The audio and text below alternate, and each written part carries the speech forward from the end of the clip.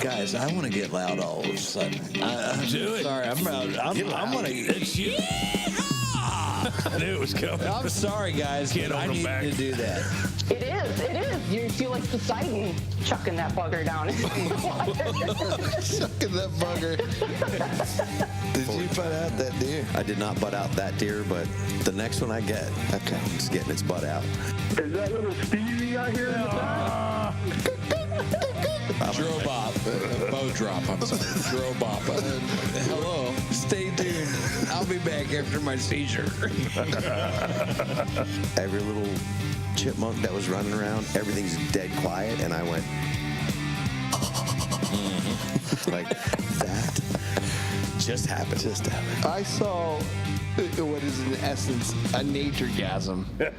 All right, guys, we are back. We are sitting here around the Sonic Campfire. You're listening to the Rutland River Pursuit Podcast, your home of all things epic in the outdoors. Who do I got with me tonight? I'm Kyle. This is Dave. I'm Will. It's Bucky. I'm Ryan. Although, Dave, just own it, bud. It's Deaky. It's Deek. It's Say it. Dave. All right. I'll let you get away with it one more week. Then we're switching it. Anyway, We're big gonna show use someone tonight. else's voice. We'll plug it in. We'll be like, "This is Deek." I'm Deaky. I'm Deaky. Yeah. Oh, fellas. We got a massive show. We got a fantastic show. I can't wait to get into this one. This guy's living my dream life. Well, I mean, absolutely. Like more than any other person we've ever had on the show. is that right? Definitely. Good. It's kind of love-hate in a way. Come on. Jealousy? Yeah, exactly. I'm just going to cut to it since Stevie isn't here to tell me to cut to. And Stevie's going to be jealous, I think, too, since he that's the couldn't be best at the part of table the tonight. That's your favorite part? Oh, nice, Nice. Well, anyway, guys, we have Captain Jack Carlson from Two Conchs Sport Fishing on the line. You got to be kidding me. We're ready to rock and roll, man. Oh, man. Thanks for being on with us tonight. I appreciate it. Absolutely, man. Well, we love the opportunity. Before we get too far into things, though, Captain Jack, did you guys have any luck out fishing today? Were you out at all?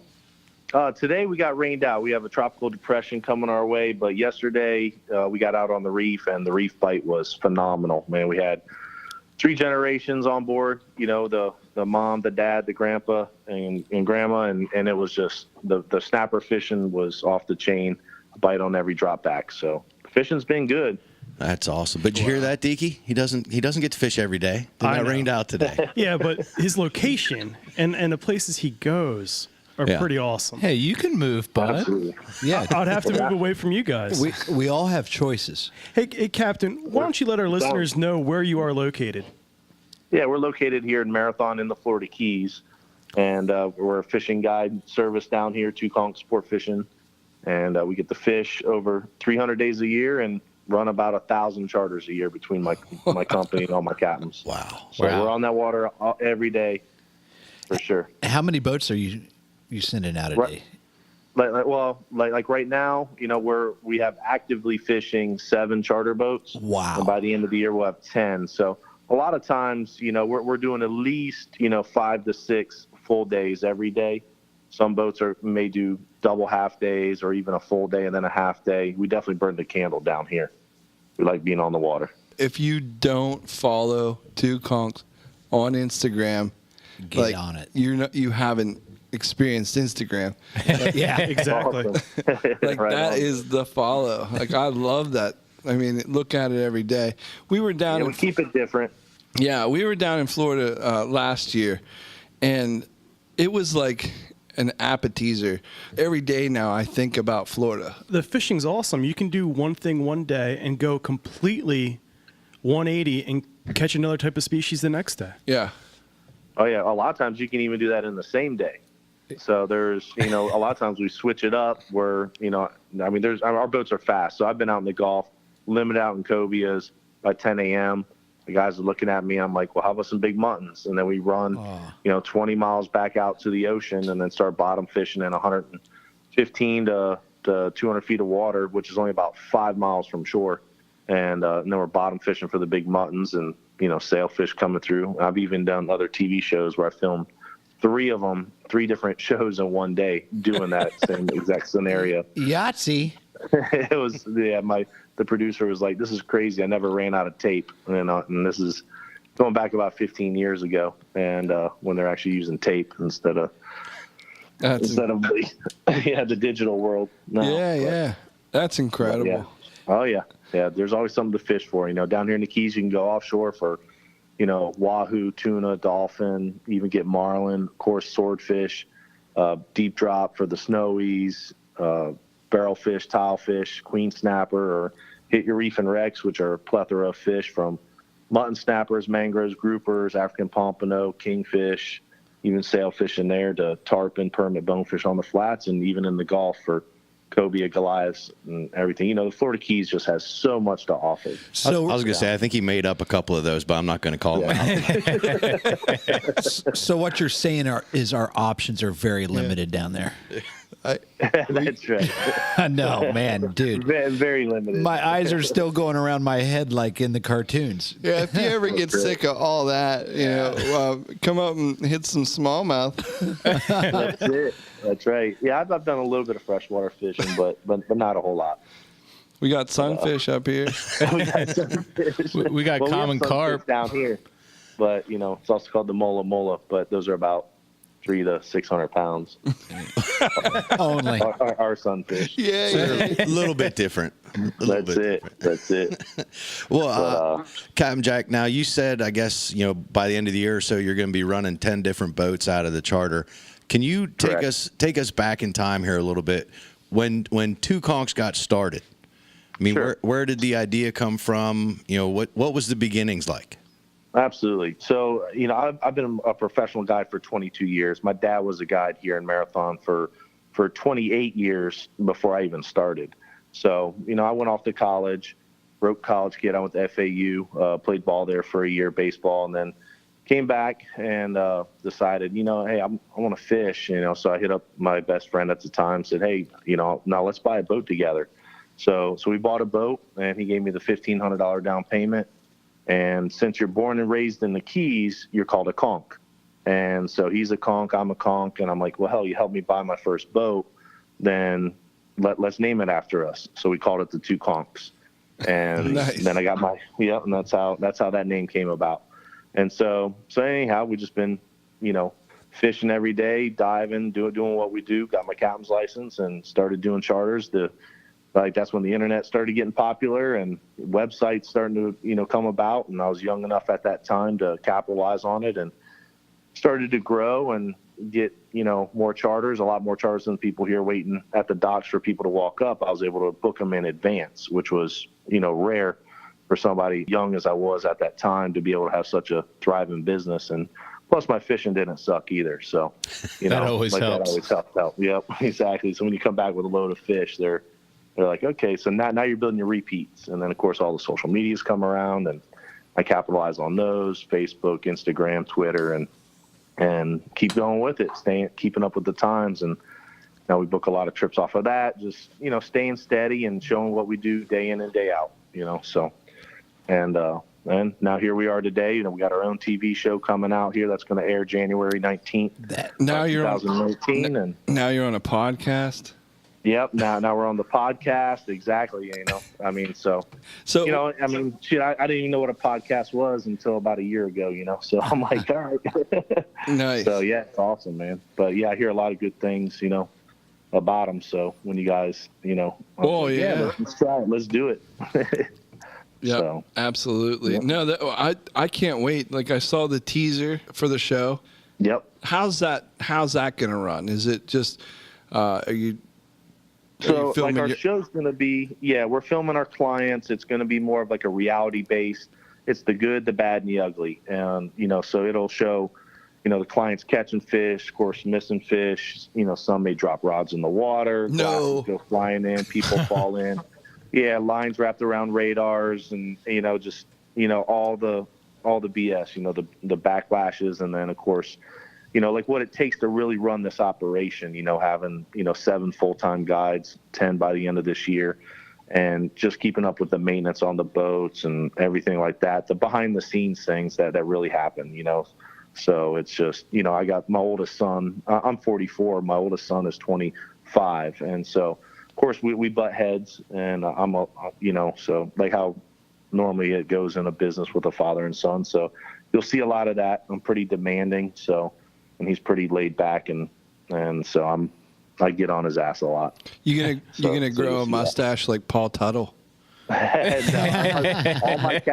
all my captains have plenty of hair. I'm probably the most clean cut one. So Yeah, that's it. yeah, that's true. Yeah, exactly.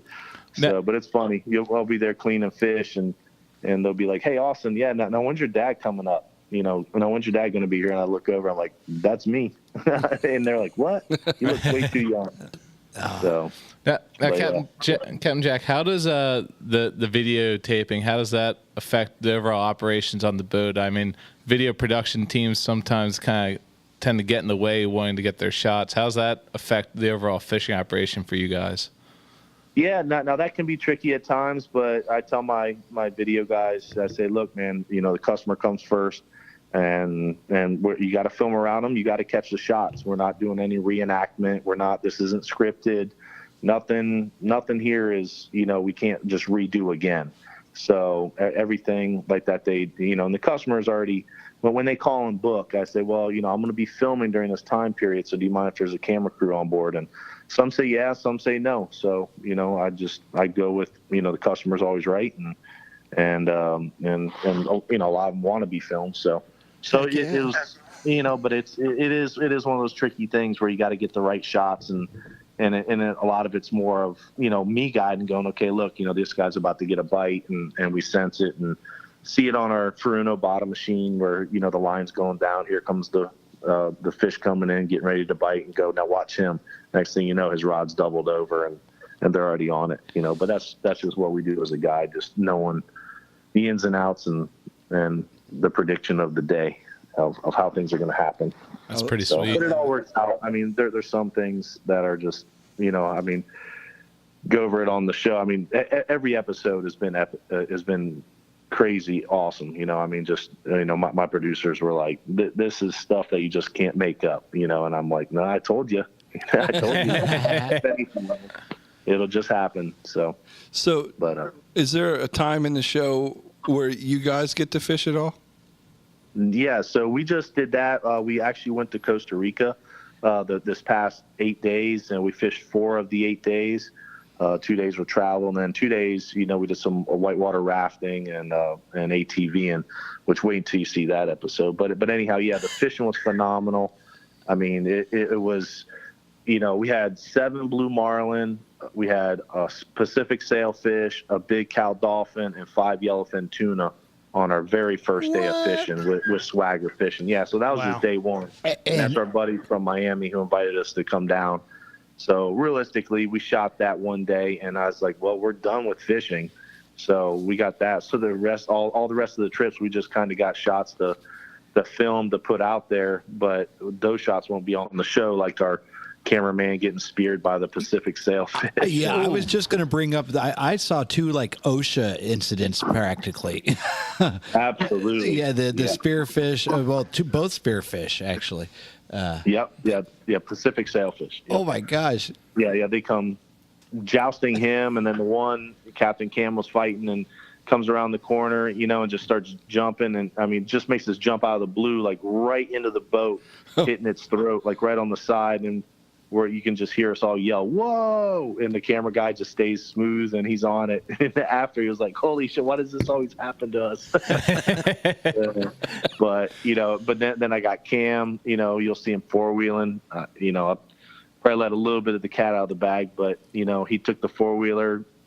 Captain Mike wiped out a little bit, and in lieu of hitting him, he launches the ATV off the cliff, and he ghost rides it and jumps off of it in midair and catches the tree before he goes down about a couple hundred feet. And so, oh my God, it was insane. We all turn around like, holy shit, where's Cam? We all go heading back there, and luckily he ghost rid it and jumped off and got, and let the ATV go down the cliff. That sounds like an episode of Nitro Circus. Yeah. Oh yeah. It was getting some hazard pay on that day. Oh my God. Yeah, exactly. I want to hang out with these guys. That's what we do. Play hard and work hard, and I mean, and do some crazy shit. But, Before we get Uncle Catfish around you guys, we got to get him some Aflac, probably.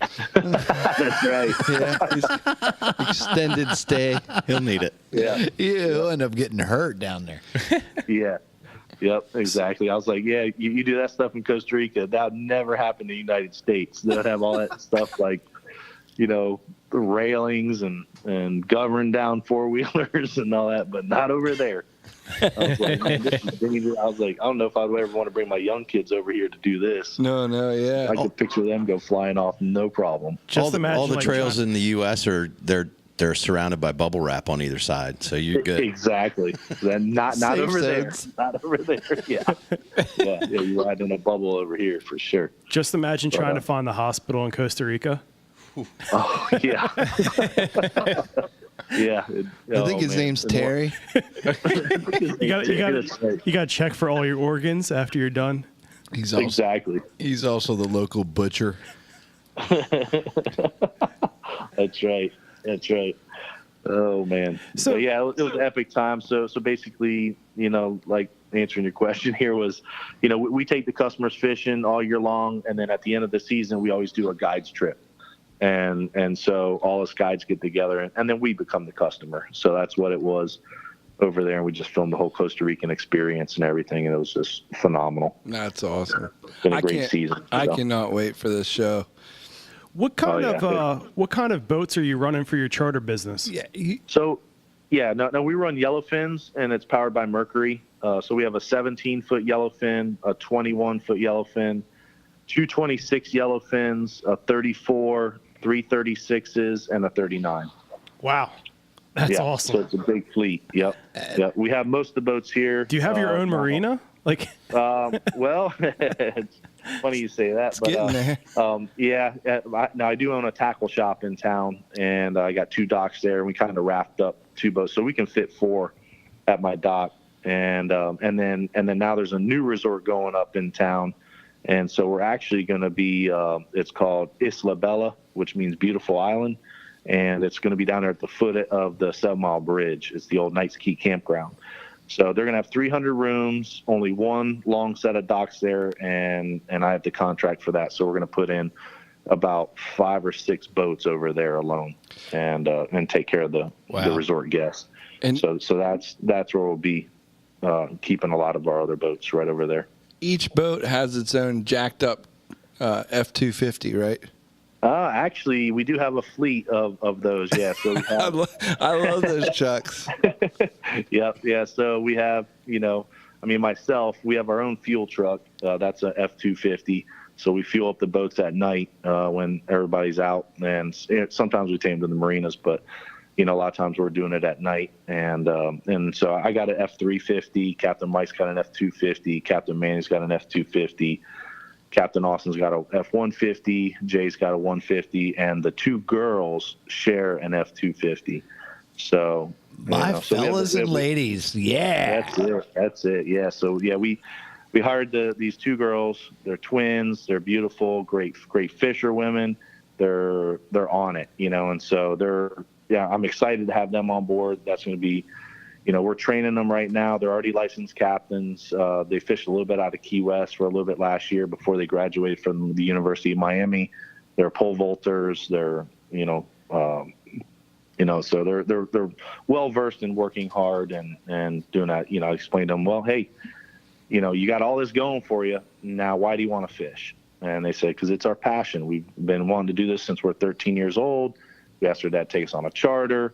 Those guys went out on a charter up in Alamorada. They said, we want to be hands-on. They showed them how to tie knots and bait hooks and do their thing. And now here, they fast forward, I'm putting them into the next level. So the girls are going to be running their 26 yellowfins. That's awesome. And and it's going to be epic. The girls already took us out fishing one time. We said, all right, we have a morning off. You girls got to take all us guides fishing. So we did absolutely everything wrong just so they could experience what they're going to experience. No pressure there. and we gave them no slack. And in a half day, we caught 73 mangrove snappers. And I mean, they drove my 36 yellowfin from start to finish to doing everything, and from docking it to go get fuel to I just ran them through everything like that they would have to do within a day, and they cleaned every single fish. We even had 10 of them gutted, gilled, and scaled because we wanted to cook them whole, and but just so the girls would learn all that too. So it was just an epic morning. So it was 4 hours of just constant action. Sounds like they nailed it though. Yeah. Oh, they did. Sounds They like a did. good training That's program. awesome. Oh yeah. Captain Mike was allergic to fish, so you couldn't touch them. We're all reeling it up to the tip. Yeah, it was awesome. How many birds' nests did you guys create? Yeah, well, we had spinners, but we're definitely reeling up the jigs all the way with the fish on it all the way to the tip, and letting the 3 and 4 pound mangrove snapper dangle around and make them tell us, okay, give us 5 feet of line, da da da da da.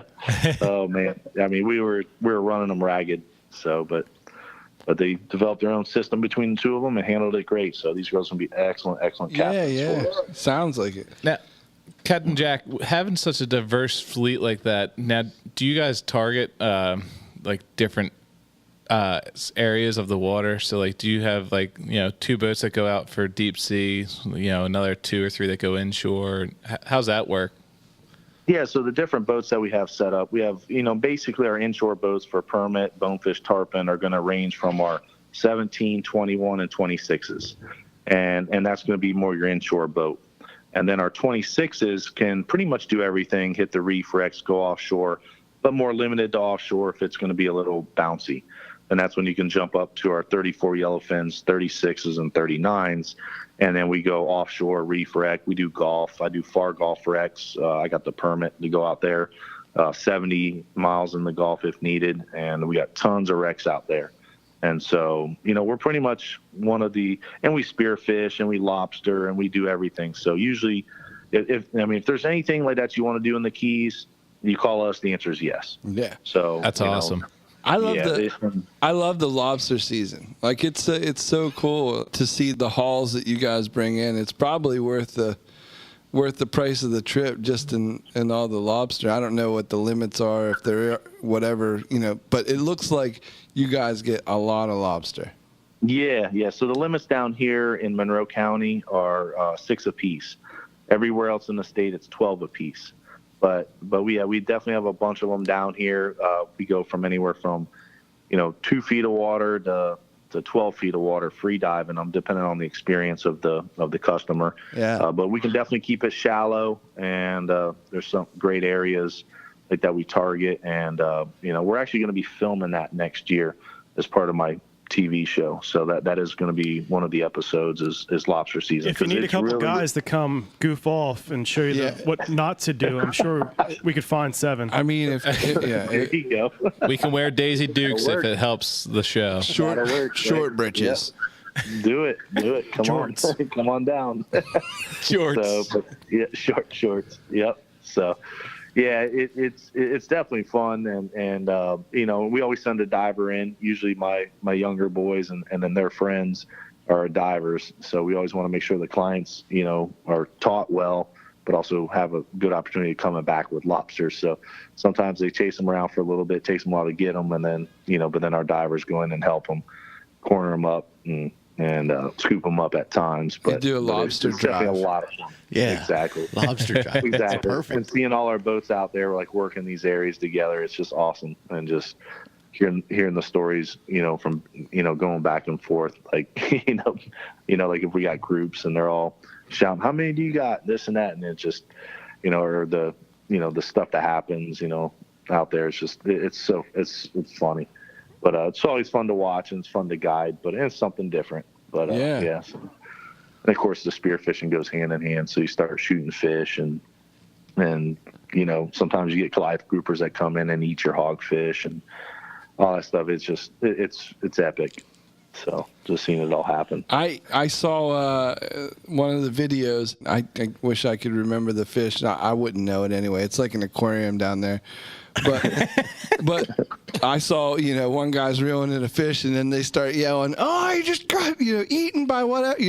Another bigger fish, and I'm sure another bigger fish eats that, and it's incredible. I can't imagine. I just can't imagine. I'm really Oh, starting yeah. to get the sense why DK was saying at the beginning that they're living his dream. Yeah. I'm starting to see that now. Exactly. It's awesome. Exactly. Yep. Oh yeah. Yeah. No, and down here it's in the Florida Keys. It's usually great weather. Fishing's always great. I mean, it's hard to beat it down here. So Yeah. we definitely live a lot of people's dreams. But running an operation like I do, at times you get your headaches too, where stuff happens and we get it on film and it's amazing. And I mean, we own 2 retail stores down here as well. So my wife runs the Angler's Closet, which is a high-end clothing, fishing apparel, GoPro, watches, all kinds of different retail end of stuff. And then my store is more of the hardcore bait and tackle shop, which Sure. is still damaged from the storm. I'm still fighting the insurance companies on that. So that's been September 10th will be another whole year. So, and it's still like, still the same thing a year away. Insurance company wants to give me $40,000. And I'm Yeah. like, yeah, you're nowhere near. That's miserable. Last summer was crazy, and we talked to our friends in Texas that got hit. Another one, when if people don't remember or were paying attention, another one just went right up the Keys and just blew out the whole place. So, Oh yeah. I mean, we did a tour yesterday from, I came in like in the middle of marathon to run it up there just to show the guys, it's a year later and look at all the houses that are still demolished and just nothing going on, and just, it's a shame, I mean, I'm trying to rebuild. I'm going through all the permit process, which that's a nightmare like everywhere else. So yeah, we're still going through all that and, trying to get it up and running so I can build my dream tackle shop. But maybe in season 2, it'll be ready to rock and roll. Yeah. There you Absolutely. Yeah, you'll have to call us back and give us an update on that. Absolutely. Yep. No, I'd love to. Now, Captain Jack, you bring up a interesting point. When you guys are in target for a hurricane to come through, where or what do you do with your boats? How do you batten down the hatches? Yeah, how do you kind of prepare He for a said they situation all have like that? F-250s, man. Yeah. But a lot of times, like fortunately we have good insurance on our boats, but the bigger ones we pull out at like at the marina, we put them on dry docks out of, we have so many boats. So I put some at this marina, some at this one, just law of averages. Hopefully like that one doesn't get destroyed, for the marina. Yep. And, I know like the Driftwood Marina got hammered and I was, just a marina a half a mile from there, and they got hammered. Now our boats took a beating on my 36 Yellowfin. I had a tree fall on it, a big giant tree. And, so I had to, that was out of commission for several months where I had to, go get a tower built and everything. And that's where I got the new tower on there. I kind of kept it quiet from the tree going on it because I didn't want people to think I was out of business, so, cause I got the other boats. So, that I didn't post that picture, but, I gotta keep the vibe alive, but I gotta hold some things back. Absolutely. Like, I don't want you to think I'm out of business because we need your business bad right now in the Keys. My shop's down, tree fell on my boat. All the other ones got flooded. I had to rewire them, and then more. So we had a lot of work after it, and we ran that little campaign where my captains were, hurting. And so they needed some money. And so I ran that campaign and people stepped up to the plate and donated and everything. And it got the captains through like 2 months worth of living down here without work. So it was very appreciative from all of us to them and everything like that. So it was definitely helped out in the time of need and with all the people that's fished with us who know us and even haven't fished with us still donated. So it was awesome, to see the community and that's everybody come huge. together like that. Yeah. So it was epic. And, but yeah. And so we had to dig back our way through there. And I mean, still even today down here in the Keys, like the gym across the street still has no roof. Our Burger King is closed. Our Winn-Dixie is closed. 2 gas stations are still closed. IHOP's closed. There's, still quite a bit of businesses that are affected that, you still don't see on TV, and it's been a year. And, and that's just Marathon, and if you go down the Big Pine, all those houses that got hammered, Cudjoe Key and Summerlin Key, those, you know, that all take a beating. But yeah, it was, I mean, Is Bass you drive Pro- down US 1, you think it's okay. Is Bass Pro okay? Well, Bass Pro's up in Miami. I mean, we have Worldwide Sportsman. Worldwide in Sports, Alvarado. Yeah. Basically, anybody on the bay side was pretty good.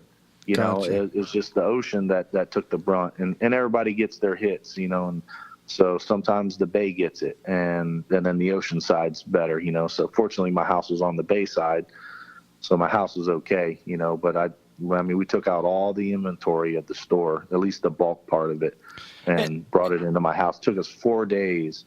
I'd put it in the garage during the day, and then I'd hoof it upstairs at night, and did that for 4 days, you know. And I mean, it was, and we still left a lot of stuff in there, but you know, we got all the bulk main stuff out. But Yeah. there's Well, just some things it's crazy too, and I don't know if our listeners are. I'm not going to assume, but just a little geographic lesson. You know, it's the Keys are literally like the strips of connected islands, and one side is the Gulf, and the other side is the Atlantic Ocean. Yeah.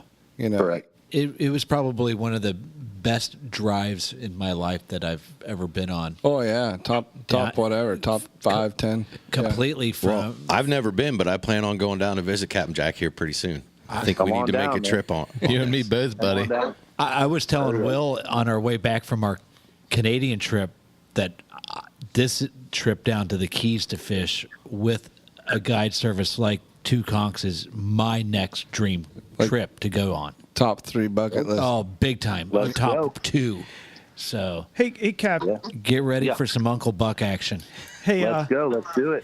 hey, I don't know if you mentioned it, but do you target any swordfish? Yeah, we do sword fishing. Now, Yeah, like, are you doing the deep drop for We swordfish? do. So, Yeah, can yeah. you? We I don't- find that fascinating. Can you like walk through the tackle and how deep you're Sure. actually fishing for them for our listeners?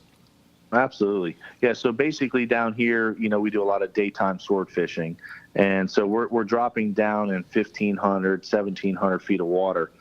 So we're going to, you know, we'll either rig our own baits like dolphin bellies or bonita bellies, or you can buy them like already pre-made. And it's pretty simple actually rig. It's like a big mutton rig. So, but anyhow, we're going to go over the spot, the area. We're going to head west, and then we put out the line. We use the LPs is a great electric reel for it, and so we're going to have about 150 foot a leader, and then we have a wax floss area right there that we put the Gannon clip, and then we use about a 10 pound to 12 pound stick lead. Yeah. So And your then we sinker, drop, your and- sinker is over 10 pounds. Correct. Yeah, 10 or 12 pounds. Yep. Exactly. Well, how big's your bobber? Oh, wait. That's right. Well, my bobber It's is a actually, 39 it's foot. actually, I was going to say a 36 yellowfin.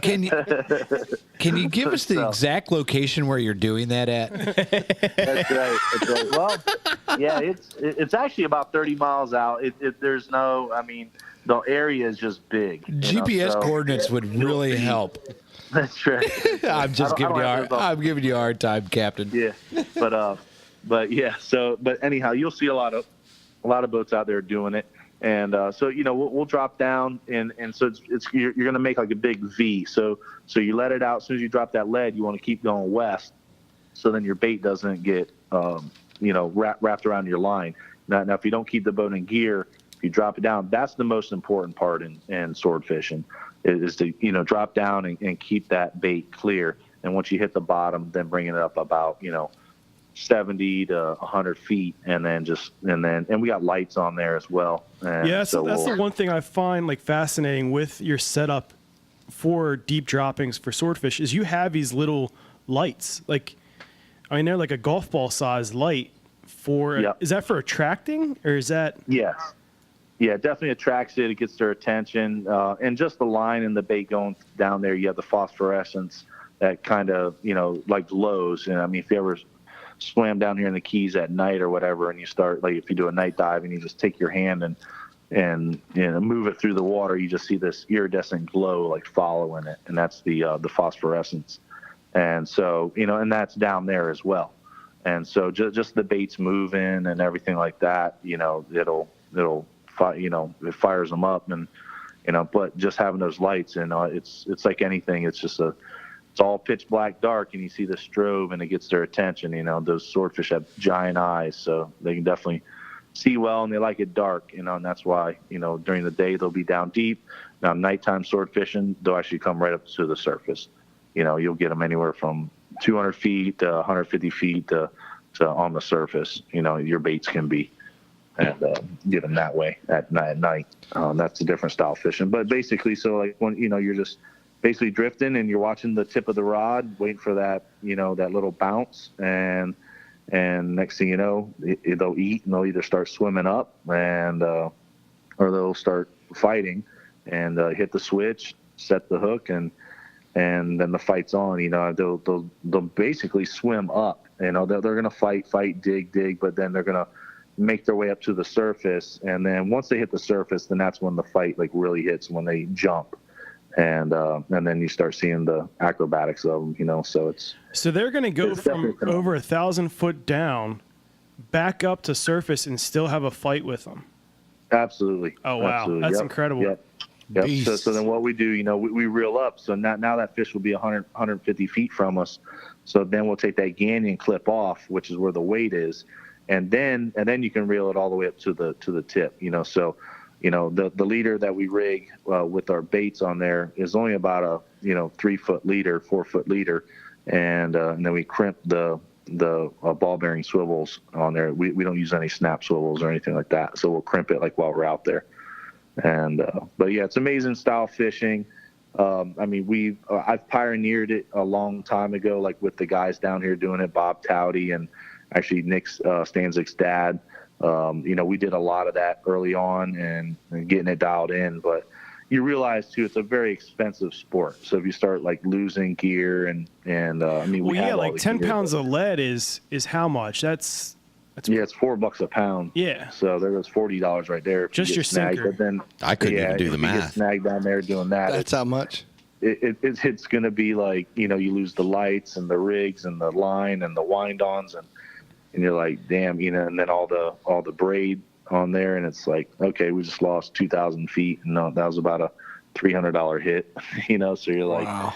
So it is expensive, and so it is what it is, So a lot of our guys, they would rather just say, hey, I'd rather stay in close or chase dolphin or do this because the price is more, we charge $1,800 plus fuel, and my normal rate of fishing is $1,200 plus fuel, so. And it's a longer run out there. It's definitely a 30-plus mile ride. And most of the fish that we can get is, you can get plenty of dolphin in 12, 15 miles, So if you need to go hit the humps for tunas, it's a 23-mile ride. I want to put that in perspective. I know I personally don't do a lot of offshore here in like PA, New Jersey. It's hard to get offshore in PA, bud. Well, Got him. I see what you did there. In the Mid-Atlantic region. Oh, out of like New Jersey, Maryland. get edited out. Okay. Right. Not at all. I'm keeping that in. But we have the canyons, and we have to go 60 plus. Yeah, like the Norfolk canyons are like 60 miles off of Virginia Beach, 60, 70 miles off. Yeah. So like they're traveling to get into the fishing waters. A lot closer than we are. Yeah. Oh yeah. And that's for offshore. Our reef and wrecks are, the reef starts out, like less than a mile out. And most of the ones that we fish are about 3.5 miles out. So it's a lot shorter run, and you anchor up and chum, and then you instantly have a couple hundred fish behind the boat.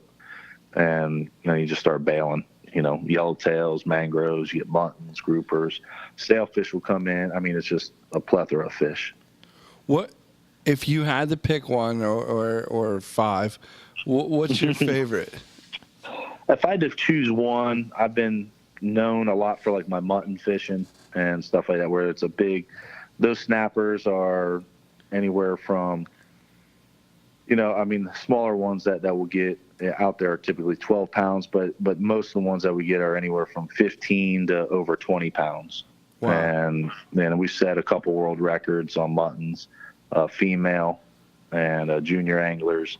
But we have 9 world records in all. So we got, big groupers, gag groupers, both men's and women's. And so we like our bottom fishing. Our bottom fishing is probably like what we're more well known for. And people get to take it home. It's hard to eat a picture of a sailfish, but they'll definitely like chewing on a grouper. Oh yeah, definitely. Yeah. Those cobia and the cobia fishing's crazy. I saw Cobia Mania video, and it was just with the University of Miami, and it was just madness. Is that an awesome day, or is it like a typical day? It's a Wednesday. Well, we have good areas, and there's certain times of year like where we know like where they're at, and we can go there, and they're thick, like where there can be over 100 cobias there, and it just goes crazy. I mean, you're just anything you throw in there. I mean, I break down to just hand feed them. I just put a pinfish in my hand, put it over the side of the boat, and then let them just eat it like right from my hand. 40 for the pounds. Cobia.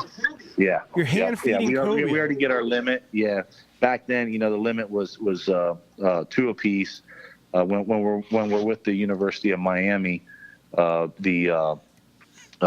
is no limit, but because we're catching brood stock, we got permits from the state. There's no size limit, no bag limit, stuff like that. So, but we have big tanks on there, and then we bring them in and let them, farm raise them. But but once you're out there, now the limit is 2 per boat. So now our cobia fishing is going to be done a lot sooner. But before, I mean, back in the day, it was 2 apiece, and then it was 1 apiece, and now it's just down to 2 per boat max. Or if there's 1 person, you're only allowed 1. So, they definitely tightened it up, and hopefully down the road it'll be good, and see a lot of comeback on cobias. But for us down here, there's been plenty. But these are the same fish that'll head up, that way towards the Carolinas. And most of the guys around the table here, their jaws just dropped though with the talk of cobia like that. That's right. That's awesome. Yeah, it's a lot of fun, and we get them on the rays out front on the ocean.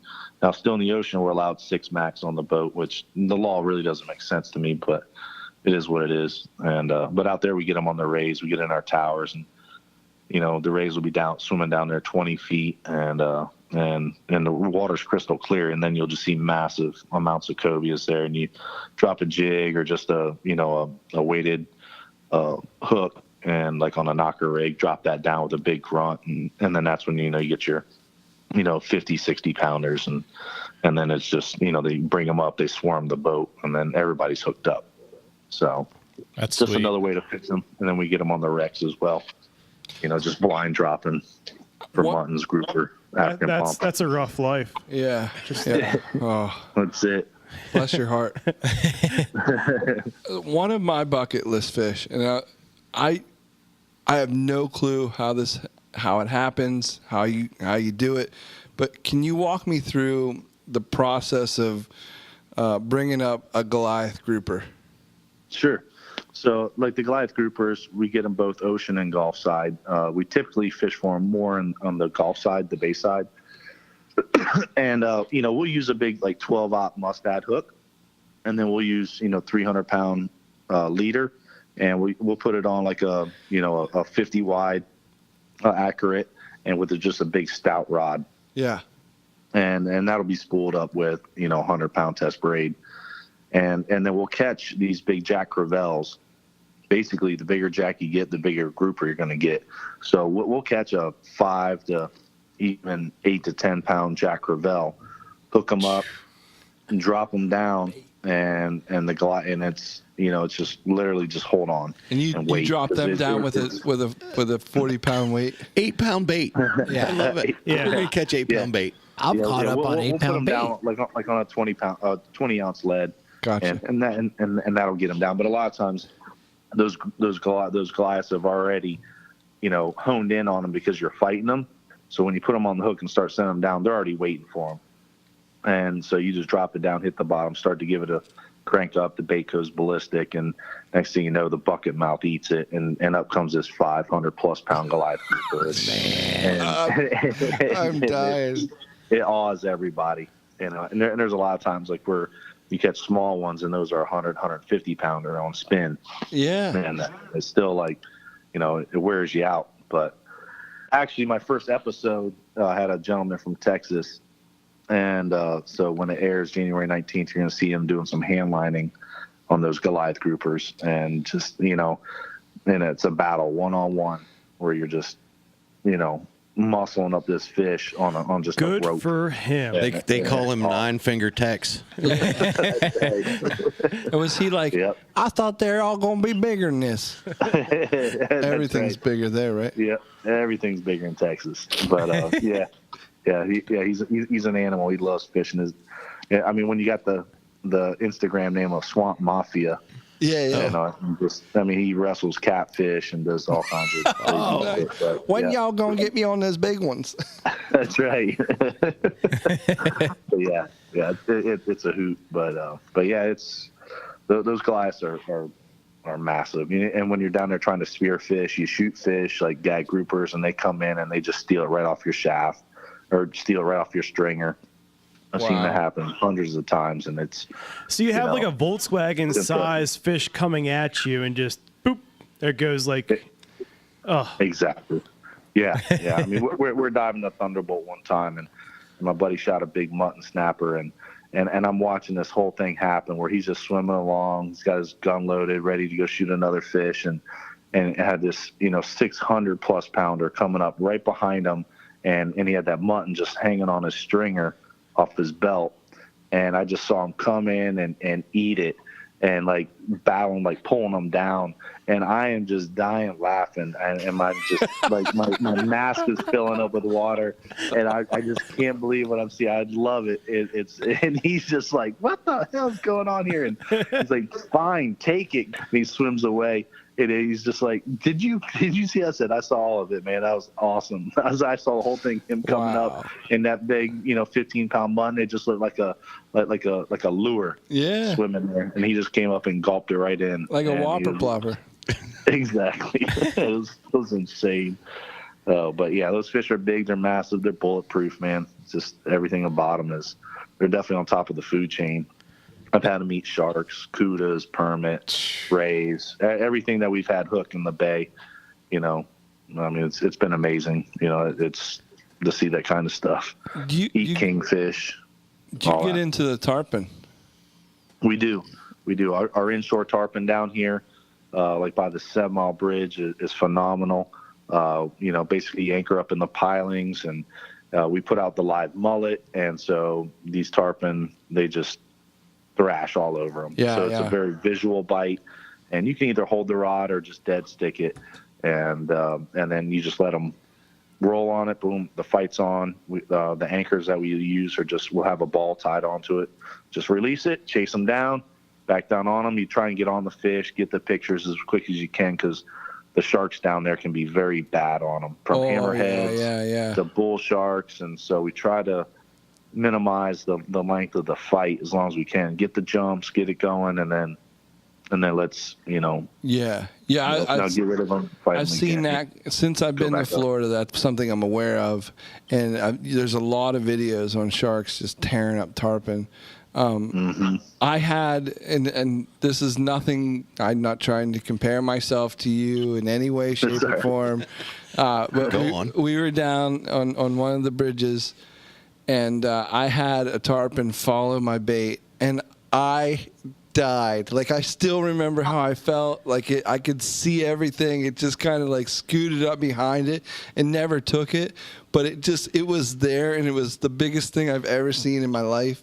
Did you have to get into that glove box underwear? I had to, yes. I actually, good one, Diggy. I changed after it. Yep, absolutely. I can imagine. Awesome. I probably would too. That's it. I just throw my underwear out after that. Oh, I never seen it. Yeah, I was just reeling it. I was just cranking it in, and it just, this massive, gigantic shadow just comes right up. I can't even tell you. Like, my stomach dropped. I can see it in your face now. That's awesome. Into my my pelvis. Well, that's what it's all about, man. Having that excitement. That's what the fishing's all about. Just seeing crazy stuff that happens, and big animals coming in and hooking them up, the near misses, everything. Just, you can't beat it. Yeah, man. That's why we do it every day in and day out. Awesome. Thanks see for everything. doing what you do. Captain, I've got to ask you a question before we run out of time. Yeah, no worries. Uncle Catfish isn't here, and this is one of our favorite questions. Uh-oh. And from a man of your fishing stature, I am actually very excited to hear your answer here. Okay. What is your bucket list fish then? What Right now? What's left? Yeah, what's left? Yeah. Well, my rooster fish.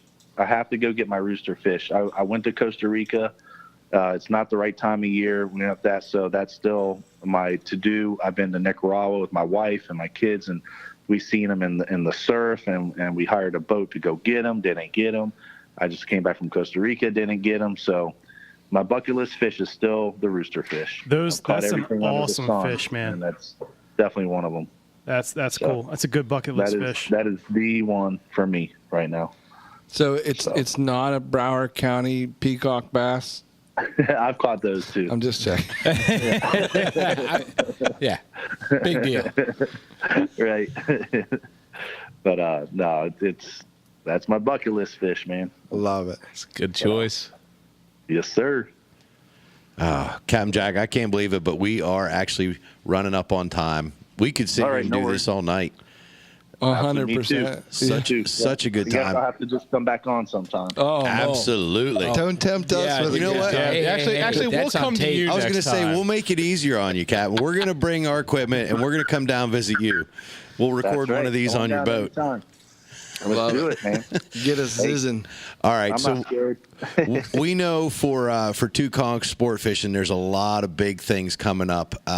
What's the best way, Captain, for folks to keep an eye on you and follow what's going on and what's coming up next? The best thing to do is just follow us on Instagram, and that'll be at Two Conchs, TWOCONCHS, or on our Facebook at Two Conchs Charters, and on our website, twoconchsgear.com. And that's always a great way to catch up with us. Or just Google Two Conchs. I'm very easy to find. I answer the phone, and we make all the scheduling. We can go over what's biting, what's hot, what's not. And that's the best way to get a hold of us.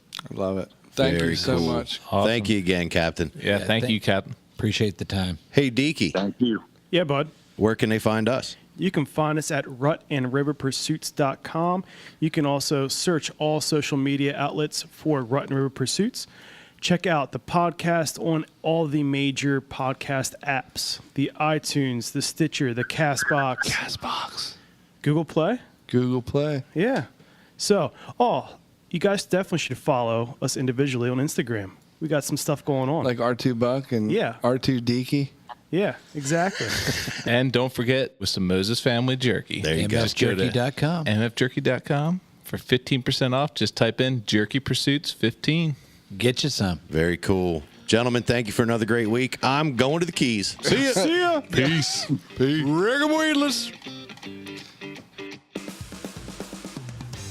If you don't follow Two Conchs on Instagram, Get on it. you haven't experienced Instagram. Yeah. Exactly. Like Right that on. is the follow. Like I love that. Yeah, so And your then we sinker, drop. your sinker is over 10 pounds. Correct. Yeah, 10 or 12 pounds. Yep. Exactly. Well, how big's your bobber? Oh, wait. That's right. Well, my bobber It's is the actually, 39 it's foot. actually, I was going to say a 36 yellowfin. And it had this, 600 plus pounder coming up right behind him. And he had that mutton just hanging on his stringer off his belt. And I just saw him come in and eat it and like bowing, like pulling him down. And I am just dying laughing. And my just like my mask is filling up with water. And I just can't believe what I'm seeing.